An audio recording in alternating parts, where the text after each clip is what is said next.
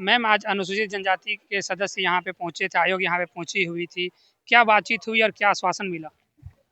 देखिए, अनुसूचित जनजाति के पास उनके पास इस रैम्प के निर्माण को अवैध रूप से और बन रहे रैम्प की शिकायत पहुंची थी और उसके बाद उन्होंने संज्ञान लेते हुए आज यहाँ पर वो पहुंची और से यहाँ आने से पहले स्थल निरीक्षण करने से पहले रांची विश्वविद्यालय के सभागार आर्यभट्ट में भी संगठनों के साथ, विभिन्न आदिवासी संगठनों के साथ में बैठक करके उन्होंने जो है बातों को जानना और सुनना और ज्ञापन लेने का काम किया। यहाँ स्थल निरीक्षण में उनको मतलब सब कुछ बिल्कुल आईने की तरह साफ हो गया कि किस तरह से जो है, क्योंकि वो खुद भी यहाँ रांची की ही रहने वाली हैं और उनको मतलब पहले का भी देखा हुआ है और जिस तरह से अभी उनको जो नज़ारा सामने से नज़र आया, निश्चित रूप से वो भी इस बात से सहमत हैं कि भारी गड़बड़ी हुई है।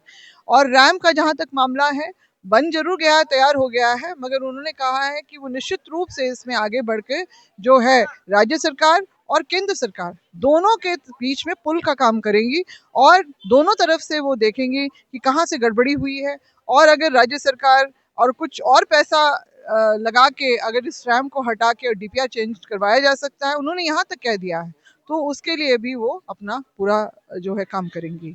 तो हमें उनकी बातों पे भरोसा हो रहा है और लग रहा है कि आखिर जब वो आई हैं तो कुछ ना कुछ इसका परिणाम अच्छा हमारे लिए निकलेगा। तो उम्मीद करते हैं कुछ हमारे पक्ष में जो है बातें आगे चले। राज्य सरकार इन जो अपने जो यहाँ पर गलतियाँ हुई हैं, गड़बड़ियाँ हुई हैं, उसको सुधारने का काम करे, हम ये चाहते हैं और हमारी विरासत जो है वो सुरक्षित हो सके, क्योंकि 46 डिसमिल की ज़मीन बहुत बड़ी नहीं है लाखों लोगों के लिए और उसमें से भी अगर 10 फीट का अतिक्रमण अगर हो गया है तो उसको भी सुधारने की ज़रूरत है और रैंप हटेगा तो निश्चित रूप से ये वो ज़मीन का भी वो हिस्सा हमारी इस सरना स्थल से वापस जुड़ सकेगा। मैम, जो आयोग है वो अपना रिकमेंड जो भी करेगी, लेकिन सरकार उसको मानने के लिए बाध्य तो नहीं होता है।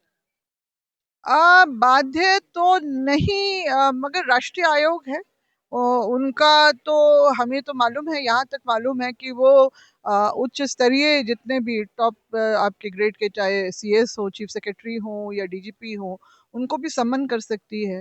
राज्य सरकार के साथ भी बैठक करके उनके साथ वो बातचीत करने में सक्षम है और अपनी बातों को वो उपाय निकालेंगी, इसका उन्होंने आश्वासन दिया है और हम उम्मीद करते हैं किस तरह से वो उपाय निकलेगा कि ताकि ये जो रैम का मुद्दा है उसका समाधान मतलब स्थायी रूप से निकल सके। देखा गया कि आप लोगों ने आयोग को पूरा चारों ओर और समय को घुमाया भी, उनको दिखाया भी। क्या कुछ क्या लग रहा है कि आदिवासी समाज को इससे कुछ न्याय मिल पाएगा? उम्मीद तो पूरी है, क्योंकि पहली बार कोई एजेंसी मतलब आयोग आए यहाँ पर और देखा, जो उम्मीद हमने और मैंने आग्रह अपने ज्ञापन के माध्यम से मुख्यमंत्री जी को बार बार किया कि आप स्थल निरीक्षण के लिए आइए, आपको सामने से देख के बहुत सारी चीज़ें समझ में आएंगी, तो वो नहीं हो पाया अभी तक और अभी आयोग के द्वारा ये निरीक्षण किया गया, स्थल निरीक्षण किया गया और उन्होंने बातों को समझा अच्छी तरह से और जो उन्होंने बातें कही हैं, हम लोग देखते हैं आगे क्या होता है, हम भरोसा तो कर रहे हैं उनकी बातों पे। तो अब आयोग इसमें आयोग के संज्ञान में है ये मामला। अब क्या आगे का स्टेप क्या होगा आदिवासी समाज का? नहीं, देखिए हम तो उन्होंने कहा जो भी है संवैधानिक रूप से अपनी लड़ाई आगे चलाते रहिए, उसमें कोई नहीं है, मगर उन्होंने ये भी कहा कि आप आंदोलन अपना चला सकते हैं संवैधानिक रूप से। हमने कहा हम संवैधानिक रूप से ही चलते रहे हैं, आज तक हमने कोई असंवैधानिक अलोकतांत्रिक काम नहीं किया है। जो संविधान ने हमें सारा जो आज़ादी दिया है अपनी अभिव्यक्ति का, उसका इस्तेमाल हमने बखूबी इस आंदोलन में किया है। ये बात अलग है कि वो विफल इसलिए हुआ क्योंकि राज्य सरकार संवेदनशीलता से इसमें कभी भी विचार करती हुई नजर नहीं आई और उन्होंने अंततः जिस तरह से कार्रवाई की है उससे हमारा सरकार के ऊपर से भरोसा लगभग उठ ही गया है पूरा। रैंप अब लगभग बन के तैयार है।